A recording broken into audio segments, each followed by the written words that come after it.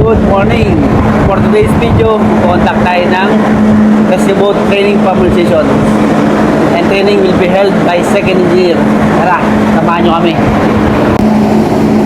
Hello mga kabaro! Nandito tayo ngayon sa rescue boat. Ipa-familiarize natin ang mga bagong sampa sa starting ng rescue boat natin. So ang rescue boat, meron dalawang klase ng pag-start.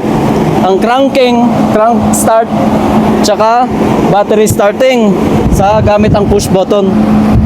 So ang unang pag-start ang gagawin natin ay yung sa cranking.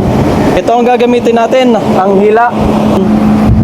So ang umpisa, check muna natin yung fuel tank natin. Kung may laman ba o ubos na. Andito yung level gauge. So nasa full siya ngayon. Meron din siyang air vent. Pagka mag-start tayo, kailangan buksan natin to para hindi magkaroon ng vacuum. So bukas to. Saka natin lalagyan ng gasolina yung linyada papunta sa motor. So ito yung priming pump niya. Bombayin lang natin to hanggang sa maano natin na may pumasok ng gasolina. Huwag masyadong bombayin to kasi malulunod. Kaya ang ginagawa ko sa akin, parang kunting ano lang muna, kunting ikot. Parang sa motor na pagka ikikik mo ano lang muna, mahinay lang muna.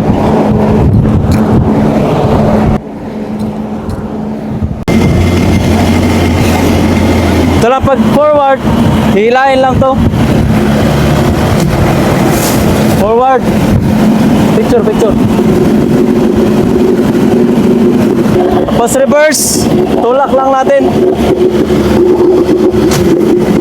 Reverse. Yan. Testingin natin tong emergency stop. Ito yung sinasabi ko. Pag nahulog yung skipper, yan, automatic stop siya. Yun yung manual starting gamit nito. So sa ano naman tayo, sa isang klase ng pag-start by battery gamit ang push button. So pag battery, meron siyang main switch dito. So kailangan natin siyang i-on. Ilagay natin sa number 1. Ayan, nasa number 1 na siya. So ganun pa rin pagka nag-push button start. Ganun pa rin ang sequence. Buksan ang air vent, i-check yung laman ng fuel, mag-priming pump, tapos push start.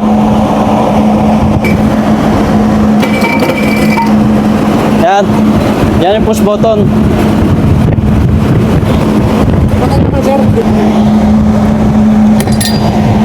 Dito yung searchlight, yung compass, tapos switch ng mga ilaw. Outlet niya, dito natin sasaksak.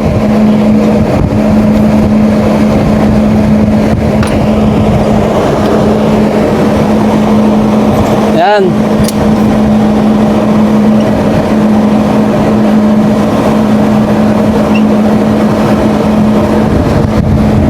Tapos ang pinaka main switch, nandito rin sa may battery.